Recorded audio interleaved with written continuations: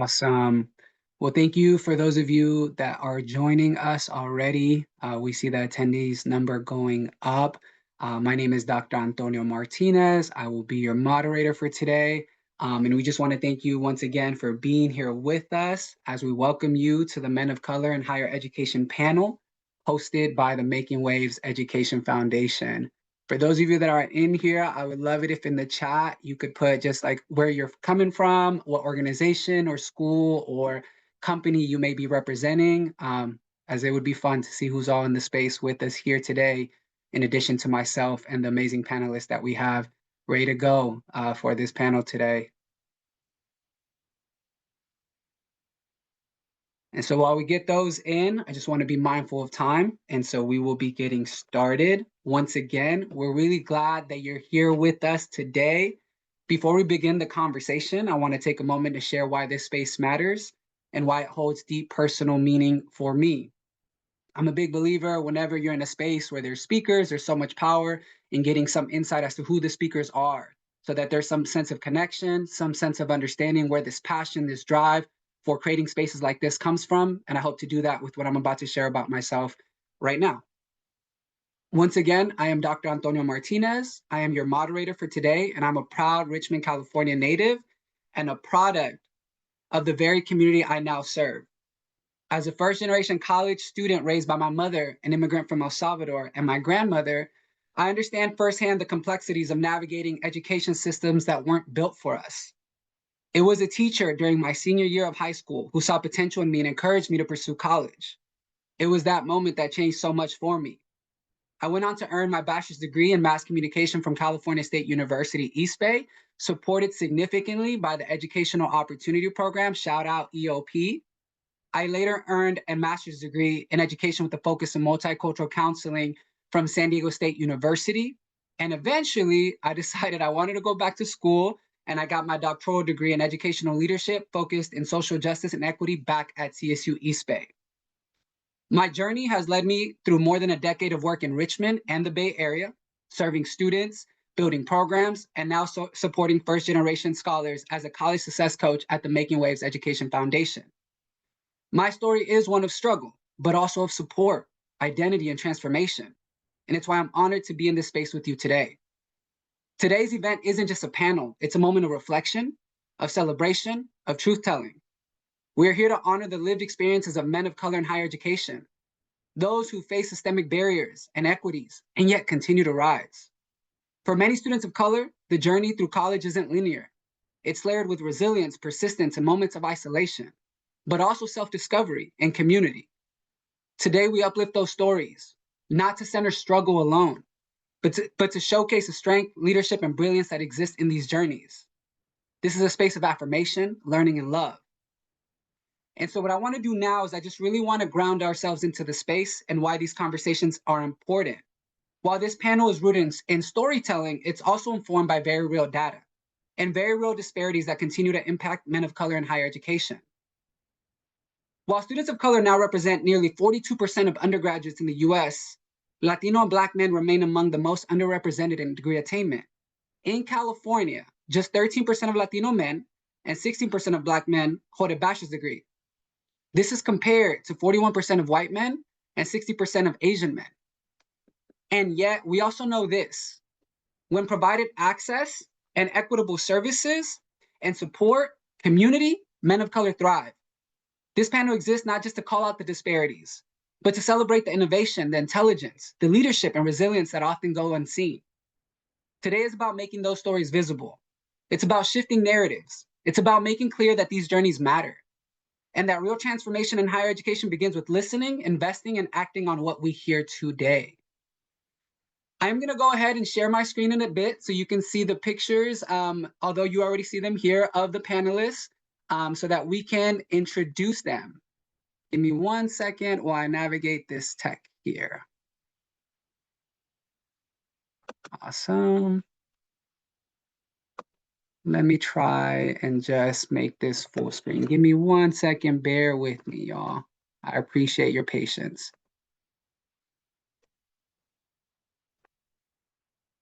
Okay. Awesome. So once again, Before we move into the heart of our conversation, I'd like to take a moment to introduce the three incredible individuals joining us on the panel today. Each of them brings a story of perseverance, identity, leadership, and transformation. As I read their bios, I invite everyone, panelists and audience alike, to take a few seconds to really sit with who they are, where they come from, and what they represent in this space. We won't be asking them to expand just yet, but you'll hear more from them shortly in their own words. But let's take a brief pause after each introduction to really honor what they're bringing into the space.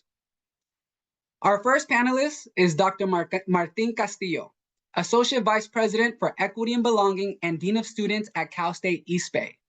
A first-generation college graduate from rural Texas and one of 13 siblings, Dr. Castillo has built a career grounded in advocacy, equity, and student belonging. He's especially passionate about ensuring men of color know they belong in higher education spaces. Next, we have Daniel Shaw, Vice President of Brand Marketing at Shark Ninja and a proud graduate of Morehouse College and UCLA Anderson School of Management. Daniel is also an alum of the Making Waves Education Foundation's founding program and also a native of Richmond, California. He brings 20 plus years of global marketing experience and is here to remind us that men of color don't just belong in elite spaces, they should expect to thrive in them. And finally, we're joined by Armando Ramirez, a current student at UC Berkeley pursuing a degree in psychology.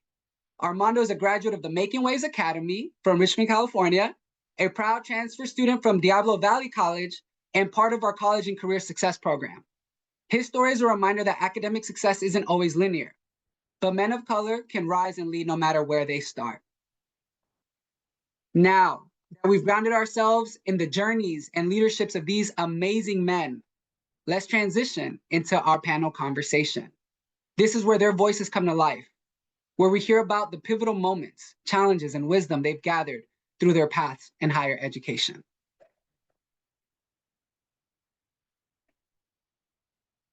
So once again, panelists, thank you so much for being with us here today. Let's begin with our first question, which focuses on the journey. We're going to start with Dr. Castillo, then Daniel, and then Armando. And the question is, what was your personal journey into and through higher education? Can you name one significant challenge that you faced as a man of color in these institutions? And how did you overcome it? Yeah, thank you, Dr. Antonio, for having the panel, for having this opportunity to share. And thank you for letting me go first, because I think I've had 3 times the experience that Armando probably has had.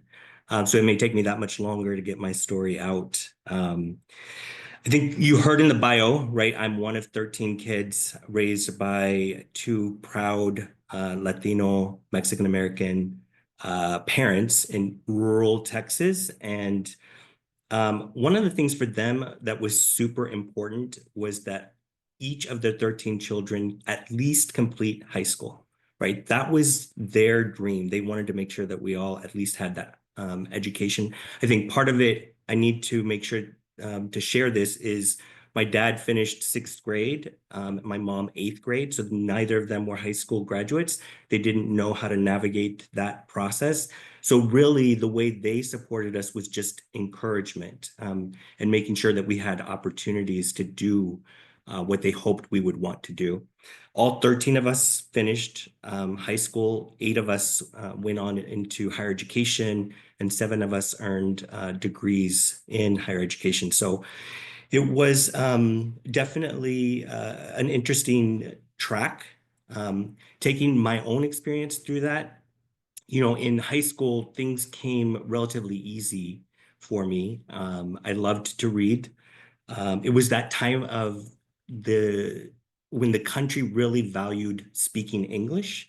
So we were really encouraged to not speak Spanish, which, you know, nowadays would not happen, but back then that was the case. So I really thrived in that environment and quickly rose and was one of those smart kids in high school. And it ended up like almost backfiring on me because I never really learned how to study, like sit down and study, because things were really coming at me fairly easily. So my first year, so I'm in high school, right? I'm getting all these scholarship offers.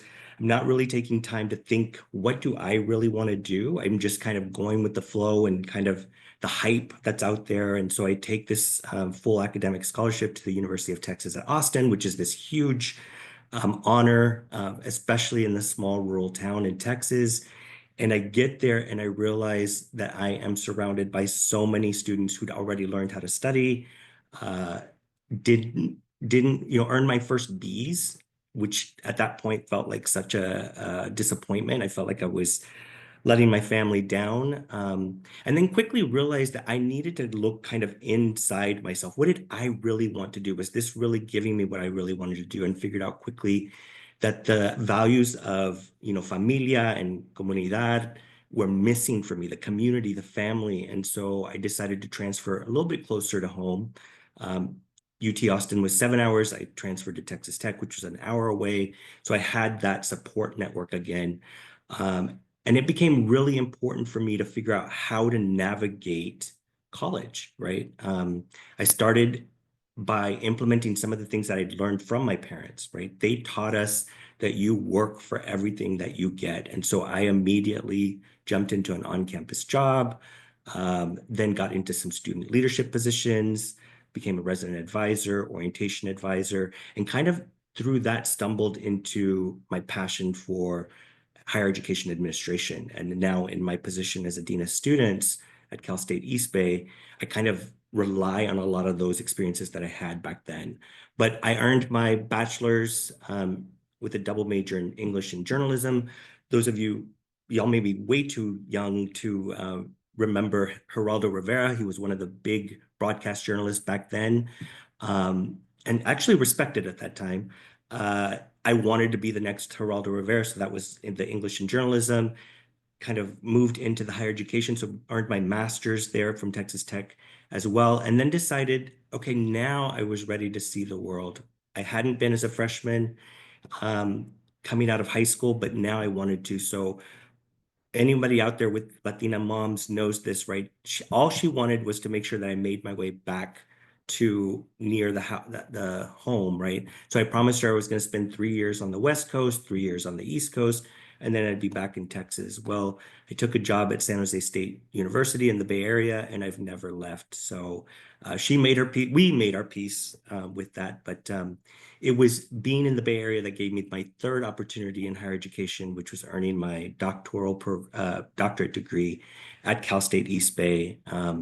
And here I am today. So that's kind of been my path through higher education. I would say the biggest challenge that I faced was, and I didn't have a name for it at the time. Now, of course, through research and just having conversations, the idea of an imposter syndrome, of feeling like I did not belong, especially when I left my comfort zone of a small city or small town into a big city, and then being surrounded by so many people that were amazing as well, made me feel like I was less amazing instead of just saying, I'm also amazing too, and not feeling like I belonged at all. So I battled that, throughout higher education, battled it into my career as well. And if I'm being fully honest, I still face it every so often. It'll pop up. So that's what I would say. And I think the way I combat it is going back to my roots, remembering who I am, where I came from, what I was taught, and pulling on that to really get me through those tough times when that voice is just saying, maybe this isn't the right thing for you. So that's where I would leave it. Thank you so much, Dr. Castillo. Appreciate you and just what you shared. Daniel, you're next. It's a pleasure being here with you all today. Again, first generation making waves. I only say first generation. OG, very, very first ever, seventh grade, 1990 something. Being able to be a part of this program and be around such great people to see where it's gone and what it's gotten to has been amazing to watch over the past, I guess now almost, 35, almost 40 years. So my relationship with higher education was one where you'll hear me say this word a lot, expectation. I never thought about higher education. It was just education. I never thought about not going to college. I never thought about stopping. I never thought about not finishing high school I think it's one of the things that was great for me because the expectation was there from my family, the expectation was there from my siblings, the expectation was there from my grandparents. Was this is what you do. You go to school, you get grades, you go to college, you get good grades, you get a job, you keep pushing it from there. So I think that that's one of the things right there is because I had that expectation. It was never a point in which I thought, what am I going to do today? Like I can remember one of my most vivid conversations when I got to Morehouse College. I was in a dorm room, I was with a student, and we were talking about, what schools did you apply to? And he was like, well, I wasn't sure if I was going to college. It was either going to be this or the Army. And I just remember being shocked that that was even an option to do. Like not go to college, what does that even mean? And so for me, that foundation was always set that the next level was going to be there. I think one of my biggest moments of really understanding that this was going to be different, I, like Dr. Castillo, high school was easy. Like you showed up as long as I was in the class and I listened and I paid attention. It was easy for me. And also, again, my parents were going to take it. If it wasn't easy for me, I need to figure it out. So in terms of that, it was simple. But I remember the first college application that I got back, I didn't get into Georgia Tech. And that was a shock for me. Like, what do you mean I didn't get in? I got into all the high schools I applied to. I got into all the summer programs I applied to. And here was a college that was saying, yes, we think you're great, but not great for us. And I think that was unsettling to me because it was unfamiliar. I mean, luckily for me, I got all the acceptance after that. But I think the big thing for me is that it made me realize that college was going to be different. It wasn't going to be just because I woke up and took the SAT. It wasn't going to be just because I woke up and used the typewriter to put my application together to get in. It wasn't just going to flow that way. And so having that expectation as I was going to the next level actually made something that really sat with me and made me work even harder as I got there because I understood very quickly and almost immediately that this was going to be different. I think as I think about kind of some of the hurdles, I went to an historically Black college, particularly an historically Black college that was made for African American males. And that was the foundation there. So walking to school every day and seeing people that looked like me that was all striving to be better was something that was exciting. I think we don't give enough credit to the idea that a Black man from San Francisco is different than a Black man from New York and a Black man from DC. But even then, and seeing those faces each and every day in my classroom, seeing professors, seeing people when I went out afterwards, seeing the young ladies across the street, all these brown people and all these Black people actually striving to be better. I think that was fundamental in terms of me being excited about Morehouse and actually one of the reasons why I chose to go there over UCLA after having a visit my senior year. But I think that first time that I really understood that being Black, being male was something different was when I went to UCLA. And I think there's just a handful of cultural things that you just don't notice when you're in your own bubble. Like we did not mess around and get kegs and have keg parties, right? There was a part where I remember being at a function and I heard somebody say, "Oh, sweet child." And I was like, what? How do all these people know this song? I've never heard this before, right? And they were singing "Oh, Caroline." Like, again, you got 300 people that are my age who don't look like me really excited about this song.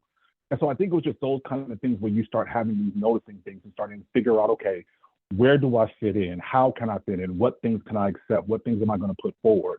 And I think that was just one of those places where I had to be much more thoughtful of that in the context of school, where it's supposed to be more collegial, it's supposed to be more working together. It's not as cutthroat, it's supposed to be school. And I think that was a place for me where I really had to start thinking about how I was going to show up, how I was going to present myself.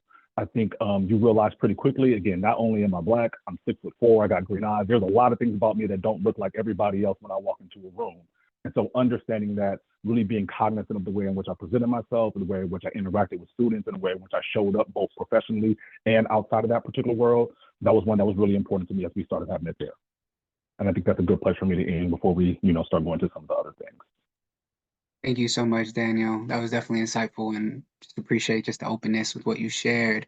We will now pass it to Armando. Hello, everyone. I just want to say it's a pleasure to be here, really. I really want to thank Dr. Martinez again for building this space so that we can all share our stories, and I want to share mine. And my journey into academia was one that was not linear at all. Quite frankly, like when I first got into high school, and my first 2 years of high school, I did not even plan to go into academia. It wasn't even really a thought. And the reason is because of the people around me, like my influence. Growing up in a working class household, you're surrounded by men that are in blue collar jobs. You don't really see many of our people in white collar or going into academia. And so I think that was a big influence on me originally was just seeing people around me going into these different fields of trade where they were making quick money. And as a young kid who doesn't really have much at all, it's pretty easy to fall into that line and kind of go into that route without seeing what the possibilities are in academia and going into these white collar professions that a lot of other ethnicities go into. And for me, it really started was when I got introduced to people like Dr. Martinez. Two of my teachers at Making Waves Academy were Mr. Ray, Mr. Logan, both people that, three people that went into academia and are having successful careers. And that really started pushing me into thinking about going into academia and pursuing a bachelor's degree. And as I started my journey, I would kind of relate it. You guys are gonna hear a lot of analogy on like track and field because I'm a track and field coach. I did track and field 2 years and I did cross country 4 years. So you guys are gonna hear a lot of like running analogy or metaphors. But I would like to like relate my journey to the 100-meter dash with hurdles because the minute I started, right off the bat, I had a hurdle. I did not have anyone to go to. When my senior year, when I was doing applications, I didn't really have anyone in my family to ask, hey, like, how can I do my PIQs? How do I apply? What colleges should I go to? Which ones will work best for me? And I didn't have none of that at home. But I pushed through. And towards the end of it, I decided, hey, I don't think university is the best for me right now. And I decided to go into community college. I wanted to take a gamble. Hopefully there can polish my skills, build some connections, and possibly get me ready for a 4-year institution. And I did that. And it was challenging because like Mr. Castillo said earlier, like we were never really taught how to study, how to go about the material, and even how to interact with professors. Like all of that takes experience, and I did not have no one around me to teach me that. But I looked around. My cross country and track and field coach, Coach Dan, the athletic trainer at Making Waves Academy, Jesse, Dr. Martinez, and one of the professors I met at Diablo Valley College, Professor Tom Anderson. All of them taught me how to go about this world, how to go about different pathways, how to look for internships, how to go about material, different experiences, their experiences. And I found that what I lacked at home, I was able to make up throughout my life, find different people. And I always tell my students this, it's not the way you start, but it's the way you end. And the way you end can really be determined by the people you surround yourself with. So I would say that look for people that have the best interests at heart for you. Look for people that are in the avenues that you are looking for and take them with you and just grab all the knowledge and wisdom that they have, because I think there's this notion here, and especially in the United States, that like people are self-made, but I don't believe that. None of us are self-made. We are all products of the people that are around us and influence us and teach us how to be the best of ourselves. And I think a lot of people should take advantage of the people that are around you and grab their wisdom and experiences and help them and help it polish you and make you a better person, and hopefully one that can succeed in whatever whatever route you take in life. And I'd like to end there. Thank you so much, Armando. Yeah, for context, y'all, since you've heard Armando mention me a few times, I worked at the academy where he went in high school. And so I met Armando when he was 14, 15, as I mentioned to the panelists earlier. So it's just been such an honor to see his growth, to see how much he wants wisdom and actually puts it into action once he receives it, which I think is such a big part of making the most out of the people that you create mentorship with or create connections with. And so thank you for sharing just that insight and parts of your story, Armando. We're going to transition to our second question, which focuses on the theme of pivotal influences. And so this will be answered by Daniel and then Armando. The question is, and I'm going to put it in the chat. Give me 1 second while I do that as well. Were there key individuals or defining moments that helped you navigate or succeed during your college experience? what was that moment, or who was that individual?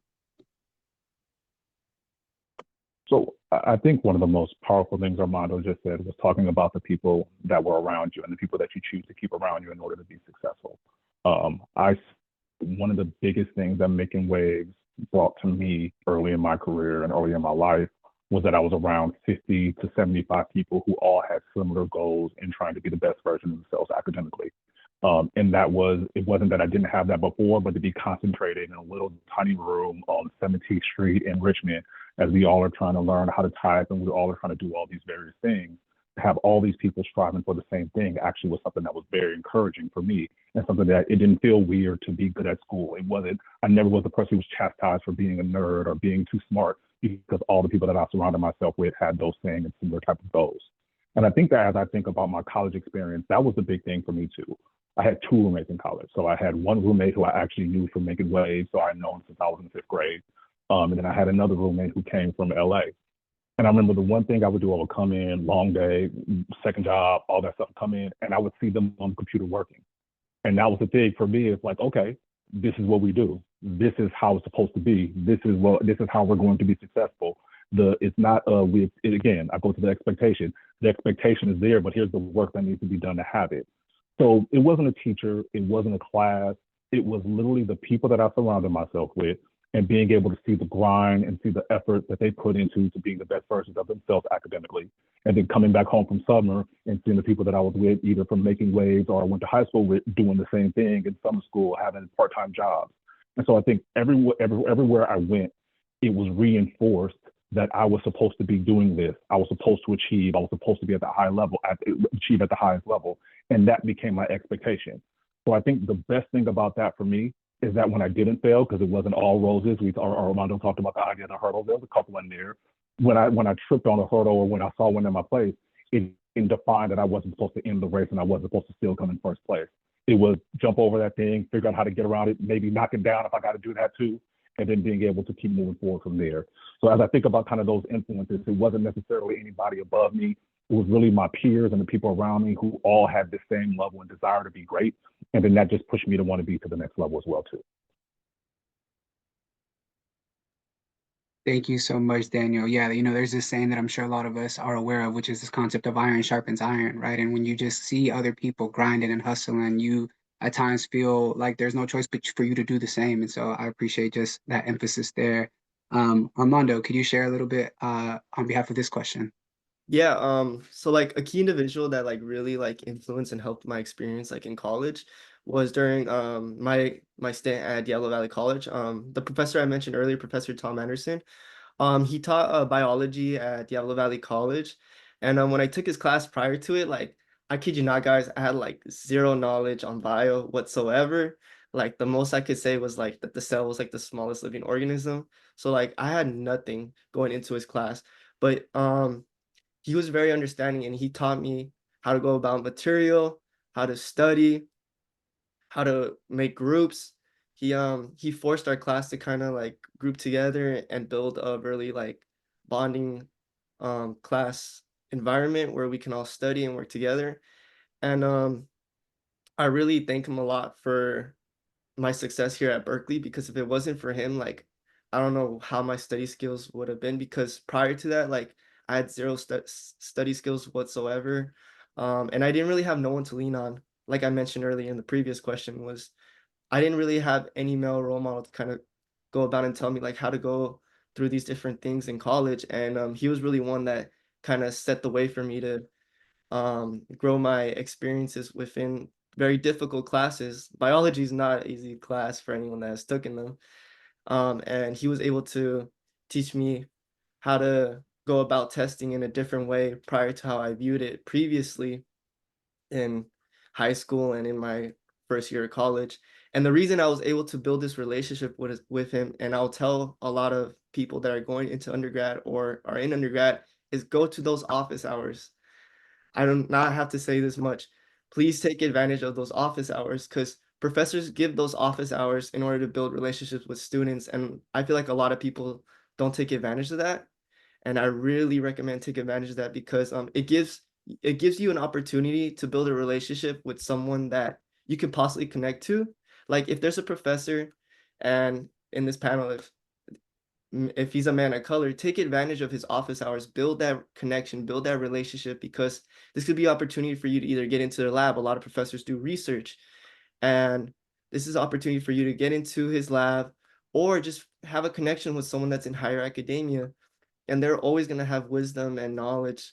And especially if they're in your major, they're part of something that you want to study for in the future. Take advantage of that, because these connections could really help you with your academic success. And if it wasn't for my professor's office hours, I would have never built this one-on-one relationship with him. And he would have never been able to give me the wisdom, the material that I needed for his class to get that A, and just build the foundation for me to be ready for when I transition to UC Berkeley. And I'd like to end it right there. Thank you, Armando. I genuinely appreciate the emphasis and the encouragement of students attending office hours. That is so real. I'm sure many of you have also heard this saying that it's not often what you know, but who you know, right? But I think there's an evolution of that thought process of it's not who you know, but who also knows you back, right? There has to be that reciprocal kind of experience of them also wanting to be invested in your success. And so shout out to Professor Anderson for displaying that for you and you leaning into that and you embracing it, because I think that's the other part, especially as first gen. I don't want to generalize, but sometimes we get this thought of like, what's like wrong here? Like, why are they invested? Like, why do they care so much? And it's because they probably see themselves in you, or they remember what it was like to walk in those shoes, and they want to make your experience a bit smoother than that of what maybe theirs were. And so just thank you for, again, just highlighting how those conversations can take place in those office hours. It doesn't just have to be about the material. It could be a great opportunity to do like an informational interview and like get to know them and what their pathway was, and see if there's some connection there for the pathway that you want to take within that career field. So thank you for that, Armando. We're going to shift to our third question, which is under the theme of vulnerability and resilience. And we're going to start with you, Dr. Castillo, and then Armando, you will follow with this one as well. I'm going to post it in the chat. And so the question is, Dr. Castillo, was there a moment when you wanted to give up? I know you mentioned imposter syndrome in the beginning when you introduced yourself, but was there anything else, such as family pressures or academic challenges, that you confronted, or that again had you feeling a bit concerned about your ability to succeed? And then if you could also share like what helped you get through that. Great question, Antonio. I wish I'd had an Armando back then telling me about office hours, telling me about all these things, right? Because I think that would have helped, especially with the imposter syndrome. You heard me talk a little bit in my introduction about that first year at the University of Texas in Austin, right? Part of it was understanding that I hadn't learned how to study in high school. And so I really needed to buckle down and figure out things that all of my peers had already learned for whatever reason. But I think the other thing that was difficult, and I'm going to share two things, one at the beginning of the career and one towards the end of my educational career, right? That first year, the first part, it was really trying to figure out, okay, do I really belong here? And there's this thing about, I did not know that I came from what would be considered a poor family at the time, until I was kind of told that through other people's actions, right? So that really got in my head. Like I could not afford to do a lot of the things that either my roommate was doing or my friends were doing. I didn't look like a lot of the people that were at UT Austin. I didn't take any of these things into consideration. I was just looking at this prize, right, of being the first one from a small town to go to this prestigious university, right? So all of those things kind of weighed on me that first year. And yeah, I felt like, do I want to give up? Instead, what I did was I pivoted and I said, you know what? I think what I need is to be closer to my family, closer to that support system. Because when I do have those down days, I can talk to my brother, my cousin, my sisters, my mother, right? All of those were options there. So that really kind of helped me navigate that part. And once I learned that I could reach back into my own experience, like I grew up hustling. I grew up working. I had a job, at 12 years old. All of those things, I didn't realize they were actual tools that I could use to help me get through these obstacles that I was facing, right? So I had to remind myself of that. The interesting thing for me is, and I mentioned this before, the imposter syndrome still sneaks up, right? Even now.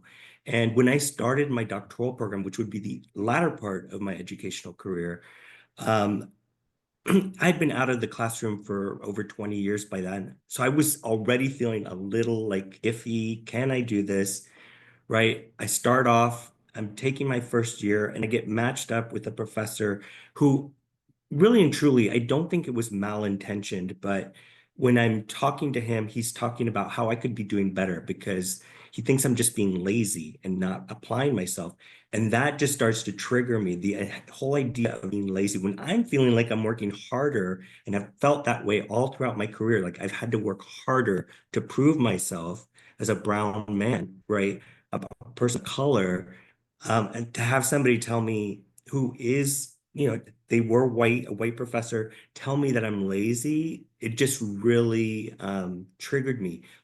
The difference was I had found my voice. And so I was able to say, you know what, this isn't working for me. Like, I need you to understand what you're doing. Here we are in a program that's supposed to be about social equity, and you're telling a person of color this information in a way that it's not resonating for you, how it's impacting them. And if you're doing this to other students, I just don't want that to be the case. I want you at least to hear it.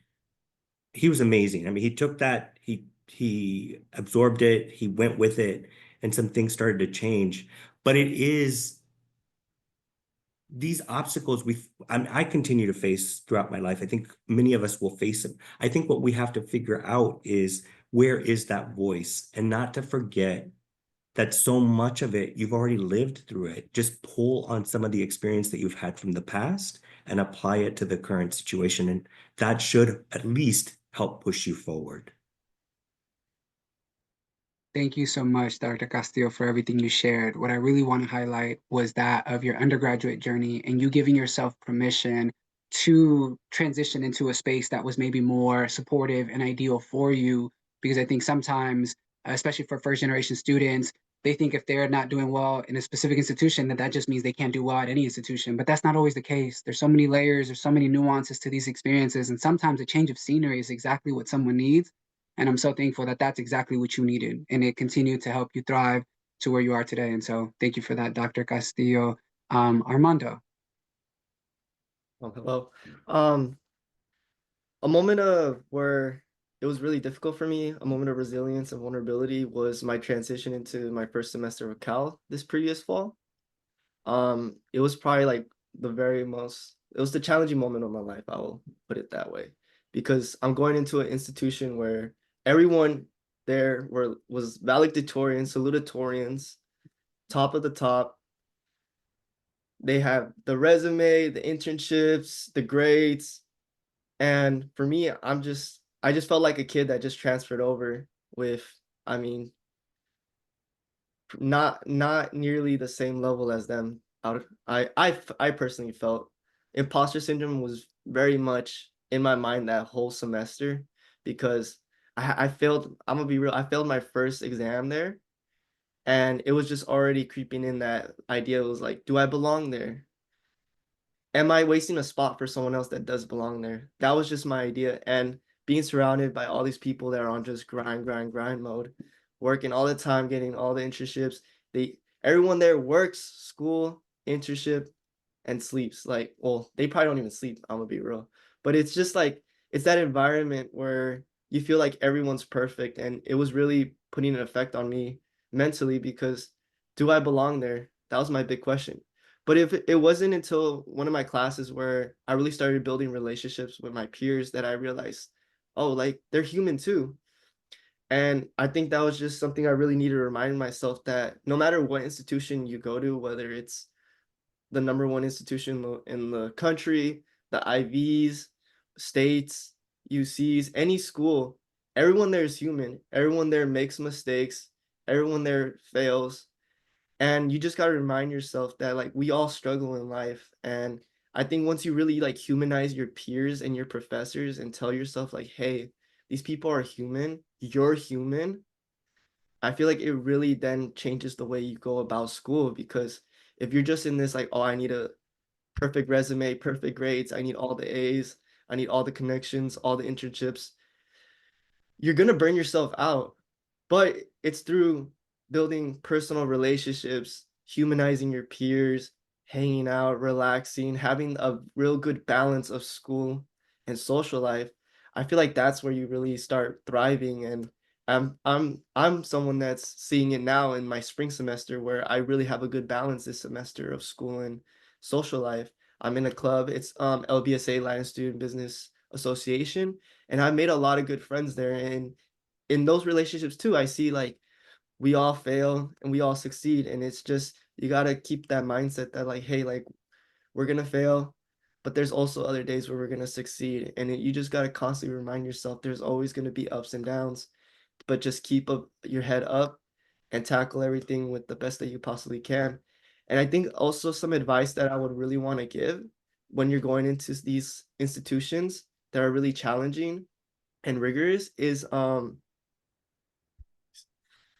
in it with the mindset that this is for you.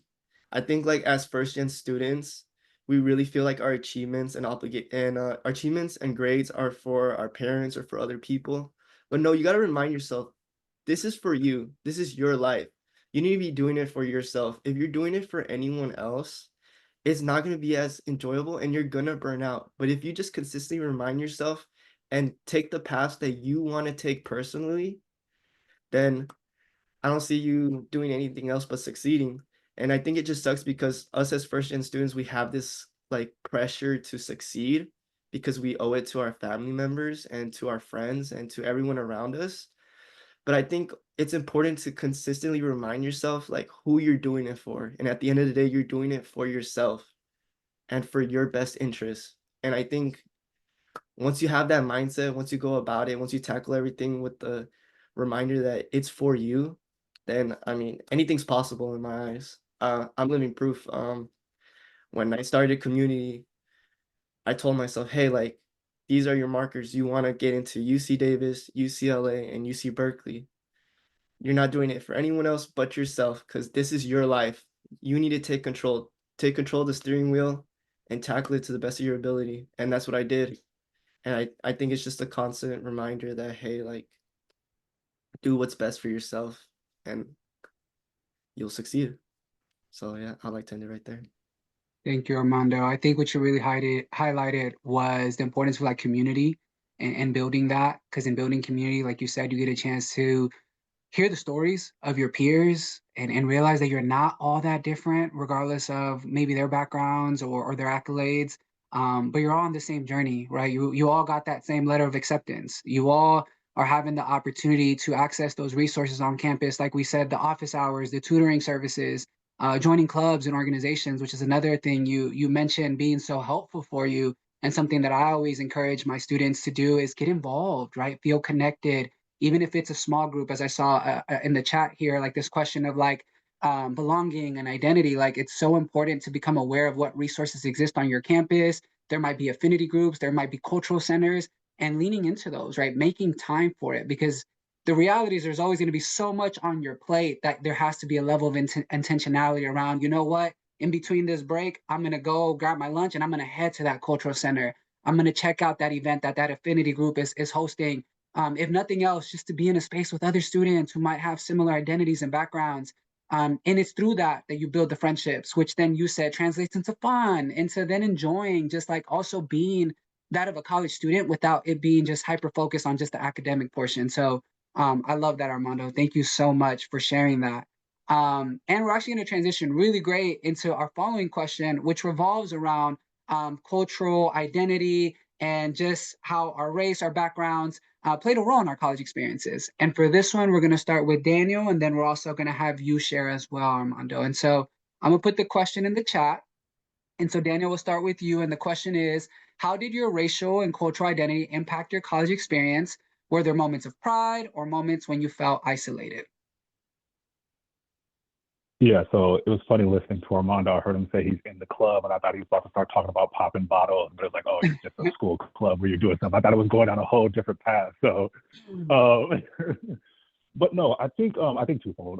One, I went to a historically Black college and university. So Morehouse College, again, as I talked about earlier, was an institution made over almost 150 years ago that was founded on the idea of educating Black men. And so as I think about the idea of kind of racial or pride and identity pride, it's every time I stepped off that plane into Atlanta and took the, the 20-minute cab ride, it wasn't Uber back then, it was the actual cab, to my college campus and stepping onto that campus, you felt the historical significance of everybody that came there before you. From the statues that you see of Martin Luther King, from hearing about Spike Lee, from talking about Thurgood Marshall, talking about all the people that were around there and studying in that place. And so I think that's one of the reasons why I went there was, I came from, again, Richmond. Richmond looked a little bit different, 30 years ago, but even coming from high school, where, it was still a good amount of us from a people of color standpoint at my second high school, but it wasn't this. It wasn't Black excellence at its peak, right? Like literally every time you turn, you see a handful of people that look like you who are still striving toward the same thing. So I think that's one piece there that, a place like that actually was able to be able to build that up in you, whether they did it consciously or not, you just felt it when you walked on campus. I think the second piece of that I could talk about when I started thinking about my MBA experience was this identity allowed you to have something in common with people that you didn't even know, right? So when I walked on campus at UCLA for the first time, I had a gentleman, run up to me and was like, "Hey, you're Daniel, right?" And I'm like, "Okay, what's going on here?" And he was the president of the AASM, the African American Students of Management. And they talked about him, they talked about me coming there. And he made it a point on my visit to seek me out and find me so that we could have a conversation. And I think that's just one of those things there where, we talk a lot about identity, we talk a lot about race. It really is kind of like one of these things that gives you a foundational thing to think about and to talk about and to have a relationship with. The same way that men can have a relationship with men or women can have a relationship with women. The idea of seeing another Black person on the campus where there aren't that many of us and us being able to build and grow that connection, I think that that's something that you have right there and something that I took very seriously, not only when I met him for the first time, but when I got into that position and people who are looking to come to school, wanted to have a conversation with me and look to me to have a level of realness and a level of directness in terms of what this experience looked like for being in school overall, but also being in school as a person of color. I think the second piece of it, and even more so as I've transitioned to the real world, but you got a little bit of this in college as well too, is the sense of pride I felt in my cohort's achievements. When I got into business school, I was in a program that was for people of color helping themselves get into business school.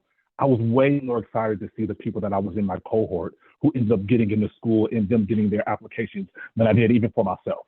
And I think that's one of the things too, is that the sense of pride that you have in self, you also have that for other people. And when you see their success, when you see them talking about what they're doing next, when you see the promotion, when you see the job, when you see the family, when you see the marriages, it's like, wow, that we did that together, because you get that community and you get it together. So I would say that's the other thing as well in terms of being able to have that there. There is a slight bit of isolation in that, because when you are the two Black people talking in the social setting and you're over there and it feels like you're in the middle of nowhere and there's a spotlight on you, but there's also that sense of comfort of having somebody who could relate to you and who could talk to you in a particular way and who you feel comfortable talking to in a particular way, simply because you have this foundational likeness with one another. Yeah, thank you so much, Daniel. I know when I went to San Diego State, it was the first time that I kind of experienced some of that similar culture shock, having gone to CSU East Bay, which is a very diverse campus, and then going to San Diego State, which is a predominantly white campus. Interestingly enough, it did have like the Black and brown students gravitate towards each other, much kind of like that experience you had, where someone came up to you and was excited that there was another just Black man on campus who was trying to better themselves. And so I love that you had that interaction so early on, and that you then allowed that interaction to shape how you also gave that back to future students who were also coming onto the campus, so that you could welcome them in a very similar way, which clearly was so beneficial and empowering for your kind of first time being on that campus. And so I appreciate you sharing that. Armando, do you want to share with us on behalf of this question as well? I think you're muted, Armando. Or maybe the mic.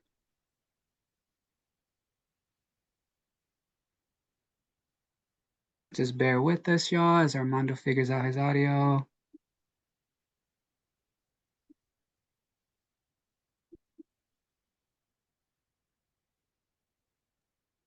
The audio must have been connected to something, Armando. You might have to disconnect maybe the audio. Um, yeah, we'll give it a few seconds, y'all, right? This is the in real time. Us just trying to put this event together and some of the technical difficulties that sometimes happen. If anything, Armando's leaving us with anticipation for what he's going to say on behalf of his cultural identity and college experience.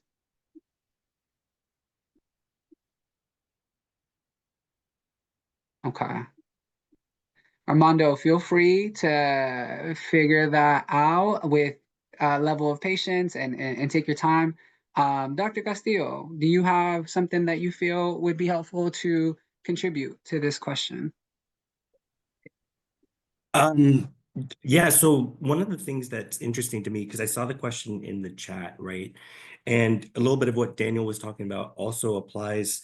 This idea of being a member of the Latino community, right? And I talked a little bit about how speaking English was so emphasized when I was in K-12, right? So my Spanish wasn't as strong. And so sometimes the isolation can come from within the community itself if we're not careful. And so my thought around that is we need to be very conscious of the fact that I think this world will work towards turning us against each other if we're not careful. And so we need to be able to kind of support each other regardless of what's going on there. But I do think Armando may have figured it out. I can't tell. Yeah. Perfect. So I'm going to leave it there. Yeah. Thank you, Dr. Sorry Castillo. Go about for that, it, guys. Armando. Sorry, No I worries. apologize on that, really. So where I wanted to start, like, originally, like, going into Berkeley and also in community, I really felt like, for me, like, my racial identity was kind of a setback. And I felt like that because I didn't really have anyone to connect with. The people around me were predominantly white. And I also, like, going back home, like, I didn't have anyone to talk about, like, to talk about things like research, labs, opportunities. Like, I didn't have that social network. Like, I didn't have that connection back at home. And I really felt that that was a setback. But as I continued my journey on at Cal, I realized it was actually a blessing in disguise because I found out that my experiences of being alone, not having anyone, was actually very common with people of Latin descent in these universities. And thanks to a lot of the universities having Latin-based clubs, I was able to work my way to the club I mentioned earlier, LBSA, where I found a lot of people that had experienced similar setbacks like me, where they didn't have no one to talk to about college, about internship opportunities, research, labs, even how to read a research paper. Like, there's so many different things in college that people don't realize you need someone to kind of help guide you with. And for me, it was really helpful being able to connect with a bunch of people, especially in a club where it's a group of people that have similar experiences. You come from similar backgrounds, and you guys could really mix in and share each other your experiences and overall build this community where everyone feels welcome and feels like they belong. And so I would always tell I always tell my runners, and I always tell people either at community or at university, like, hey, like, take advantage of those clubs. Like, most universities have ethnic based clubs, like at Berkeley they have a bunch, and just take advantage of those because there you can find people that come from similar backgrounds and share similar household experiences with you, and you could really get rid of that imposter syndrome and kind of figure out, like, hey, like, there's people at these institutions that are dealing with the same issues as you. And just finding that they also look like you, that reminds you, like, hey, look, you can do anything. And it's right here. These people are succeeding. They come from similar backgrounds as you. They come from similar experiences, and they can help share those experiences with you and help remind you, like, hey, like, you can do it. And I think it's just really important to take advantage of these clubs, these places where they welcome your ethnicity, they welcome your culture, and they, if anything, they help allow you to share your experiences and your culture. And I like to end it there. Like, just take advantage of all the resources that your community, college, or your university has.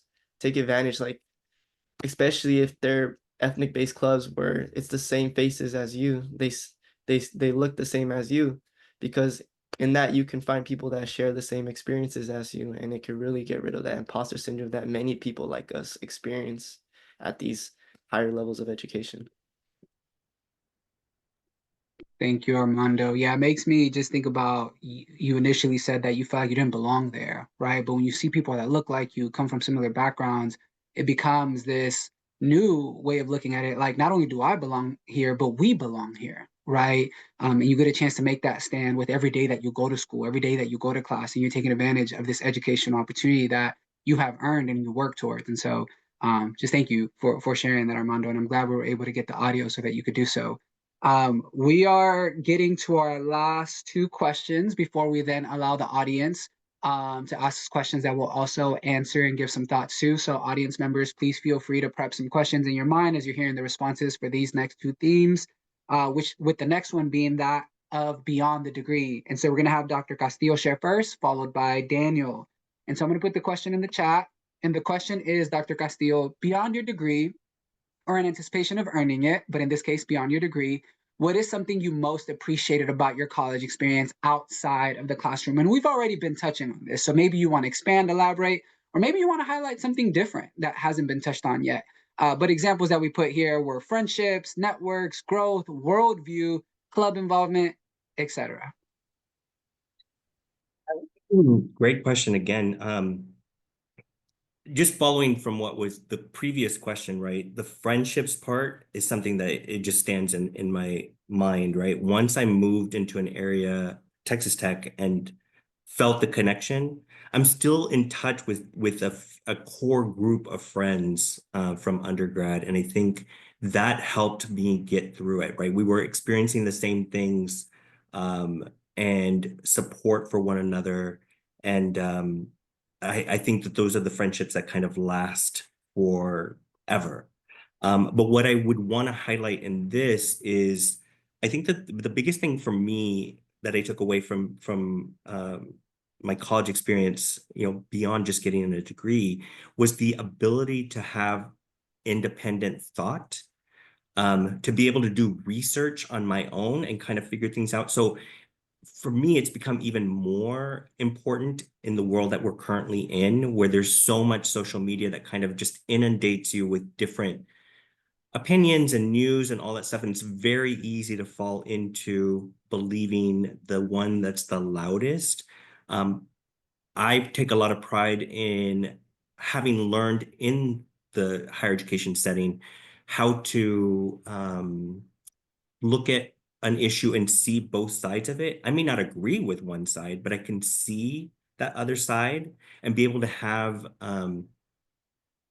intelligent conversations, even when they're difficult dialogues, but being able to have the conversation and working through it. And I'm not necessarily approaching conversations from the standpoint of I'm trying to get somebody to change their mind. I'm actually trying to inform myself a little bit more. And I think I learned that process as I was going through higher education, and research became such a huge part of it, especially with the doctoral program, knowing I can actually go out, find resources, and read through it, and then just come up with my own thought process, my own ideas about how I feel about something. So I feel like that is a priceless part of education in a nutshell. Yeah, I think what I'm hearing you say, Dr. Castillo, is just this growth and like your ability to think critically, right, about subject matters, world matters that you may not have had the capacity or the opportunity to engage in out before you were in these spaces of higher education. And so I love that because that's so true. And that's something that I've also been really thankful for, the level of conversations that I'm now able to have worth where I'm at now due to these spaces I've been so blessed to be able to enter compared to had I not ever left home, right, my hometown, and may have maybe unintentionally put myself in a bit more of a box. And so, yeah, I love that. Daniel, could you share? Would love to hear what insight you have to give. Dr. Castillo, I wish I was as deep in learning how to think and all that stuff, but fundamentally, college was fun. And I think that that's one of the things that we do when we get there. We get so focused on learning, we get so focused on the grades, we get so focused on everything. It was 4 years of me being around 14,000 people, who were the same age as me, who had the same mentality as me, who had similar goals, not just academically, but also outside of the classroom as me, and being able to take advantage of that. And those memories are the things when you get back with your friends. Yeah, you talk about the kids, you may talk about your partner, but you're also talking about, running for that shuttle bus, the last shuttle bus from the club at 2:30 in the morning because you didn't want to have to walk 5 miles home because you didn't have enough money for a cab, right?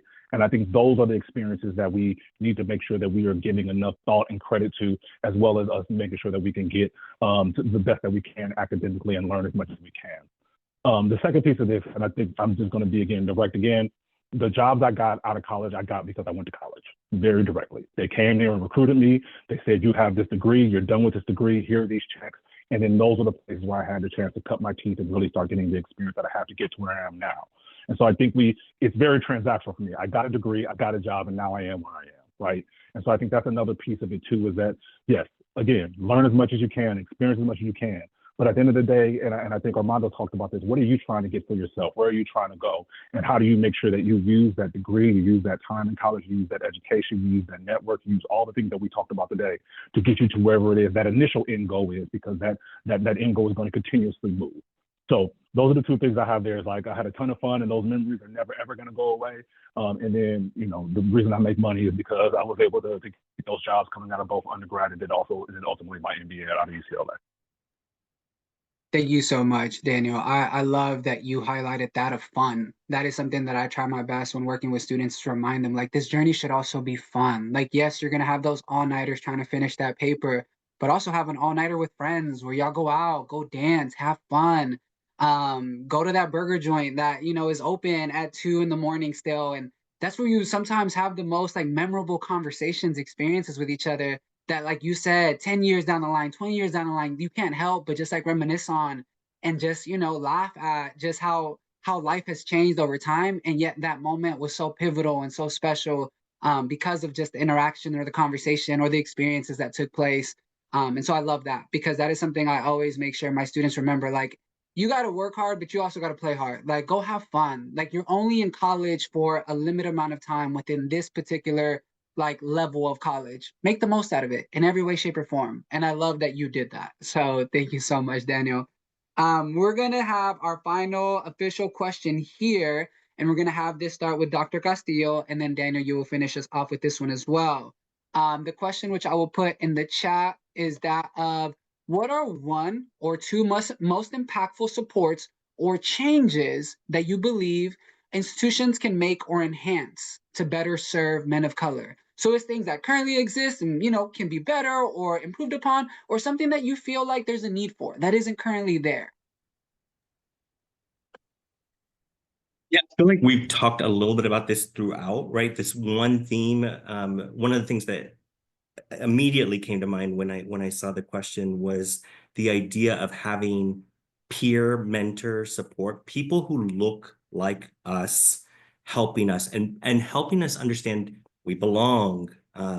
It's okay. We all make mistakes. It's okay. You're going to get through this. All of those conversations that may not happen with somebody that doesn't get you culturally from the get-go. So I've always believed that, and the research supports it, right? The research shows time and time again that the peer mentor programs can work, especially for those that look like the students themselves. The other thing that can get somewhat controversial, especially with me being in higher education right now, is the concept of financial aid and what that looks like for different people. The system tries to say this financial aid package should apply to every single person at this university without taking into account life experiences, life situations, all of those things, and allowing for some flexibility around that. It's not anyone's fault per se, it's the way the system is, but it's one of those systemic things that I think we need to spend more time looking at, because we're losing some of our strong students because they can't afford, and when we try and help, it only ends up hurting them by the way their financial aid packages are shifted around and stuff. So those are the two things that I think higher education institutions, whether it's community college, trade schools, whatever, that those are the things that they should be thinking about to help more men of color. Yeah, thank you so much, Dr. Castillo. As a huge advocate of all things peer mentors, I completely agree. I just think there's an additional level of relatability of having a peer mentor who's currently on that journey as well. Even compared to that of an experienced counselor, right, who may have graduated 10 years, 5 years from that point, and the landscape of education has shifted slightly. The landscape of society has shifted and evolved, right? And so just acknowledging that and providing some leadership opportunities for the peer mentors as well, which is also another transformative experience that's happening simultaneously in addition to them supporting the students that they're mentoring. So thank you for highlighting that, Dr. Castillo. Daniel, what comes up to mind for you with this question? So this was an interesting question as I was thinking about it over the last couple of days, and then I heard a podcast with a gentleman named Sterling K. Brown. So he's a pretty famous actor. He's been in a bunch of different things, and he talked about his time at Stanford and how he never took advantage of the resources because he didn't want to show weakness. And I think that's another thing as you think about our brown and black communities. There's a sense of macho, there's a sense of manliness, there's a sense of we have to figure it out because we are the heads. And I think that's the one thing there is as you think about some of these institutions, how do they become more proactive in being able to show what resources are available, being able to really get out there. There is this tutoring thing. You know what, you need to come to this, or how do we get people to be able to bring in that? And from an institution standpoint, being able to express that, show that, and get that in front of more people so they feel comfortable doing it. And I think this was a thing he talked about too, was as he looked at his peers, his Caucasian peers, they were like, office hours. We were in everything. It was there for them because they were comfortable with this idea of having that level of vulnerability. So I think that we have to figure out on both our sides, how do we make sure we kind of put down our guard and let it go a little bit of that machoism that, again, I don't think it exists as much as I did when, Dr. Castillo, when I was growing up, where it was very, very overt. But also having the institution really being much more proactive and saying, this is what we have available for you. This is what we have in front of you for you to be successful, and being able to try to find that right medium between the two of both the push and the pull. Yeah, thank you so much, Daniel. That was so real. That is something that still comes up in 2025 with my students that are currently served, which is that of them having a hesitancy of wanting to ask for help because they feel as if though it'll define their intellectual abilities if they have to ask for help. Not knowing that a lot of the people succeeding who they think just get it right off the bat are the ones, like you said, going to office hours, are the ones staying after class. And when you paint that picture for them, they have that aha moment and realize, okay, maybe it's actually not a weakness to ask for help, but it can become a strength of mine to ask for help, which can then also translate with how you ask for help when you're in the professional world as well, which has its own dynamics. But it's important to ask for help if it's going to ensure you do the work well versus do it wrong. And then you're having to answer as to why you did it wrong and didn't ask for help, right? So just also connecting the dots of how that will translate also to the next chapter of their life, even after they're done with college. And so I thank you three for answering those 6 questions that we had lined up. We have opened it up now for the audience to ask questions, and we have a few here. Due to wanting just to honor the time, and we have about 20 minutes, and we just want to thank all of you who have been with us here from the start to now. We know it's a Friday, and so just know we're really grateful. But the question that we have here, and we'll have Dr. Castillo and Daniel answer this one because it seems to be framed from a lens of having graduated. And the question is, what would you say you were most proud of in your journey when you had the chance to reflect on it with where you are now? And we can start with you, Daniel, since you just finished. Getting in.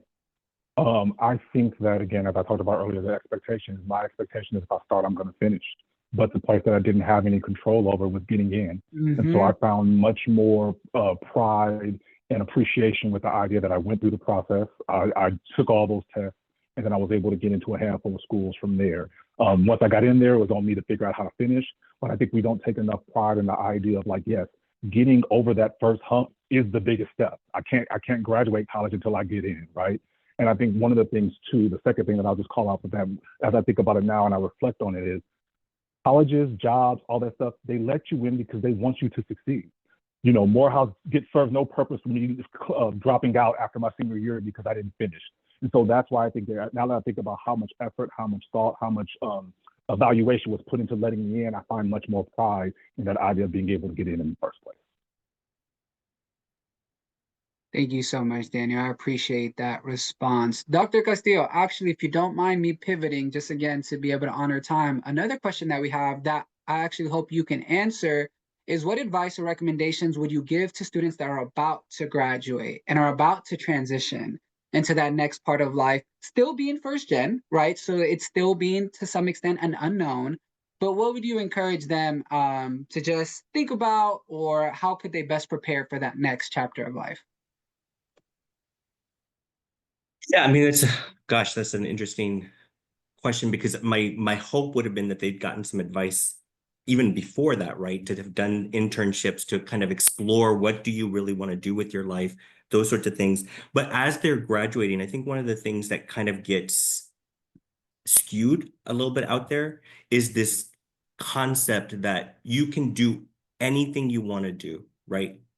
But they forget that there's this little asterisk that's there as well. So you can do I believe in that. You can do anything you want to do, but you're going to have to put the work in to do it. It's not going to get handed to you. You still have to do all that work. So my hope is that you've done the work, and as you prepare to graduate, that you're doing the work, the research, and the jobs that you want to take, the companies you want to work for, making sure that they really do stand for the things that you believe in, but that you're doing that research, that you're not just expecting something to be given to you. And like I said, hopefully they've already done the work up to that point, but it wouldn't hurt to hear that one last time, I think. Yeah, thank you so much, Dr. Castillo. I agree wholeheartedly, just with that thought process. So appreciate you sharing that in the way that you did. Armando, we have a question that I think would be really cool for you to give your take or insight on. And I'm going to try to frame the question in a way that's helpful as you gather your thoughts and give a response. The question is, have you or others you know accessed mental health support throughout your educational journey? How impactful was it in helping you reach your goals? And was it easy or difficult to navigate? And so you can look at it from a lens of your time at DVC, your time now in Berkeley, and just insight that you have on the mental health resources that exist on these campuses. Yes, I've taken pretty much a lot of advantage of a lot of the resources that I have available, especially like in the mental health. I mean, I'm studying it, so Mm-hmm. I preach what I study, so take advantage. Especially a lot of the community colleges and universities like Berkeley has like a really good like mental health services.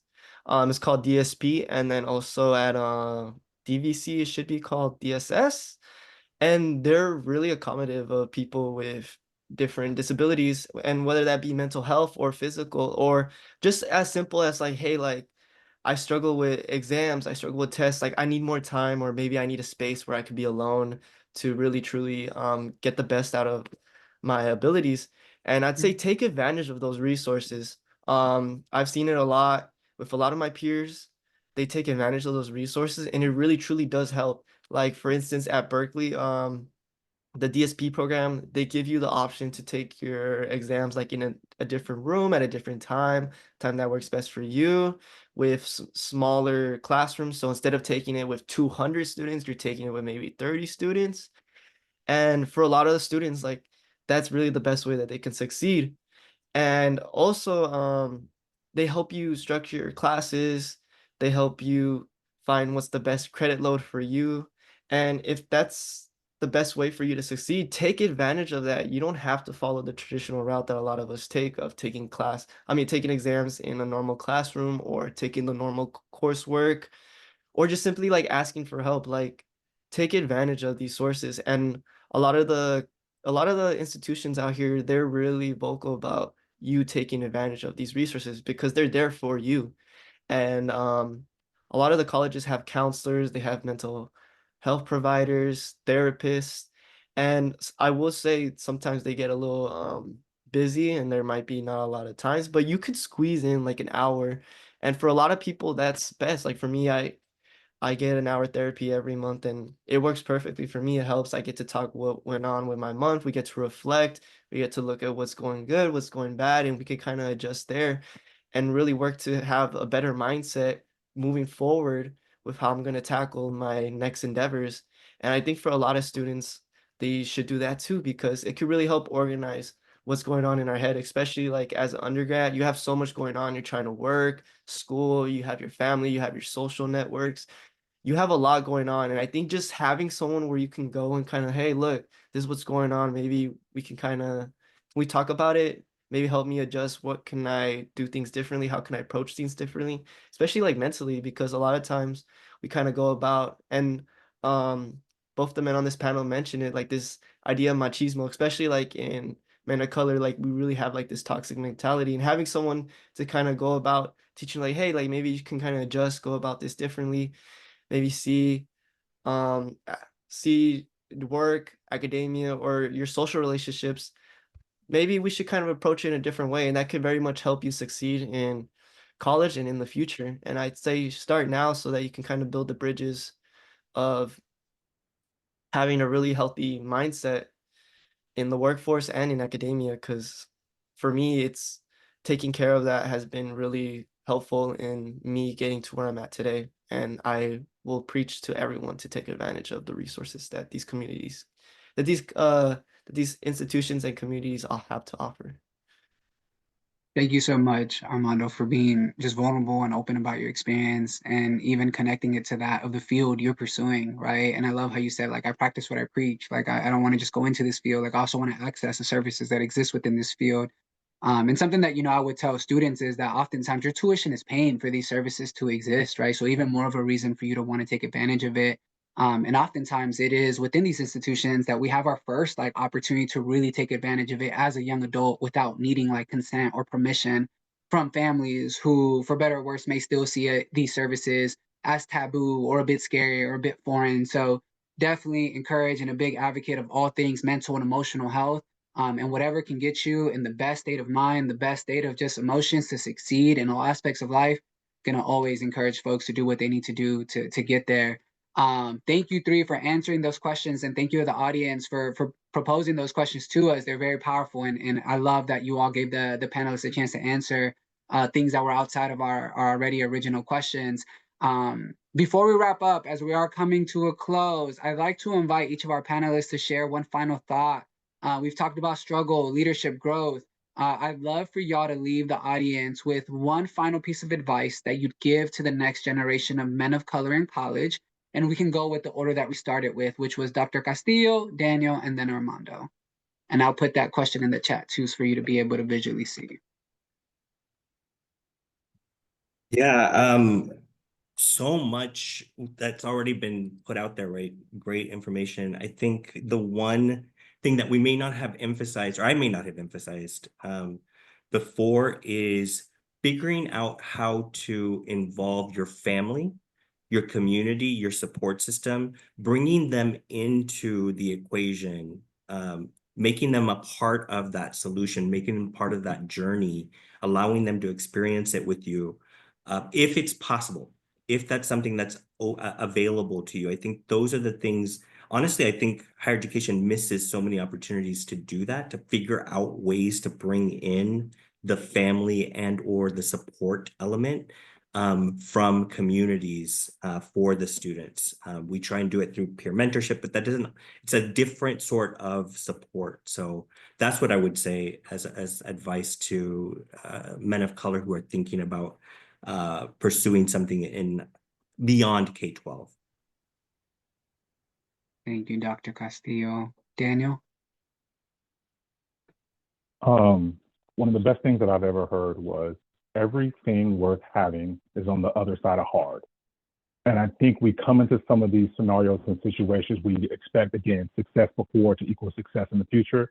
It is going to be hard. You are going to have challenges. Some of them will be simply because school is hard and can be hard sometimes. Some will be because you are a person of color, some because you are male, some because you are leaving home for the first time. But everything worth having is on the other side of hard. And so being able to focus on that, think about that, embrace that, you should understand that when you hit those hurdles, you're even more dedicated to figuring out how to get over them or around them, because you know what's on that other side is something that's worth having. So everything worth having is on the other side of hard. Love it. Thank you, Daniel. Armando, can you wrap us up? Yeah, I like to say, like, enjoy the moment. I will say enjoy the experiences that you're experiencing at this present moment, whether it's like undergrad, post-grad, and any endeavor that you do, just enjoy the moment. We're only in college once, or at least for the most part, but enjoy it, experience it. For most of the people around you, for your family, like you're the first person going into this field, you're the first person experiencing these different endeavors, and just enjoy it, have fun with the journey. It's not always going to be like bells, like it's not always going to be beautiful, it's not always going to be flowers, but just enjoy the moment, enjoy the ride.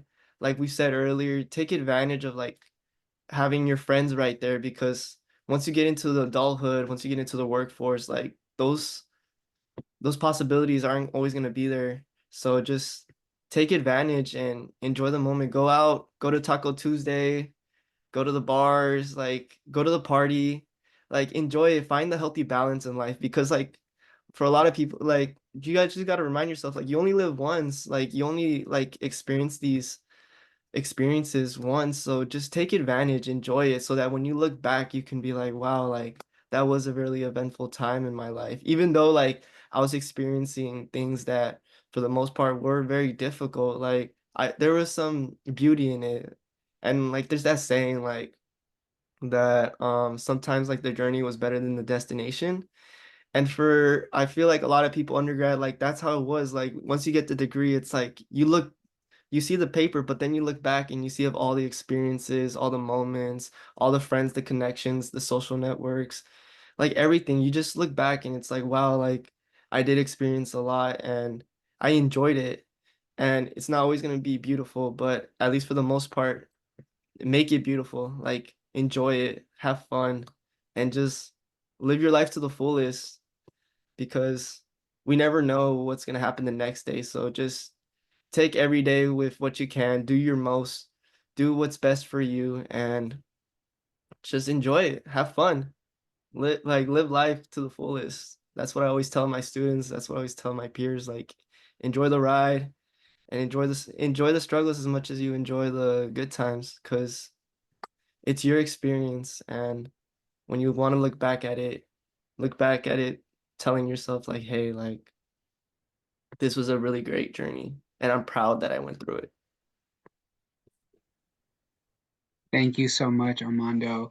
As we close today's conversation, I want to thank the panelists for showing up fully, for your honesty, your wisdom, and your heart. You reminded us that success is not always a straight path, that healing, growth, and leadership can coexist with challenge, and that the presence of men of color in higher education is not a privilege, but a powerful necessity. To every student watching, every educator, you belong, you're worthy, your voice matters as you do this work in support of our students. Let's let this be the beginning, not the end of your commitment to equity and representation. Let's keep building a future where stories like these aren't rare, but recognized, supported, and celebrated. And for the audience, I just want to say that before you sign off, we will be sending you a feedback survey for you to give us some insight on what we did well, where there's room for growth, which we completely welcome, and really just hoping that this had a significant impact on you, on your abilities to support men of color in higher education who are striving to enter institutions of higher education. And once again, we just thank you for joining us. And once again, Dr. Castillo, Daniel Shaw, Armando Ramirez, you are all phenomenal, inspirational, and we couldn't have wanted anybody else in this space other than you three with how you showed up. And so I just want to give you your flowers here in the here and now. And once again, just thank you for helping me create this space and helping our organization create this space. With that said, everybody enjoy the rest of your Friday. Have a great weekend. Like Armando said, live your life to the fullest and let that start today.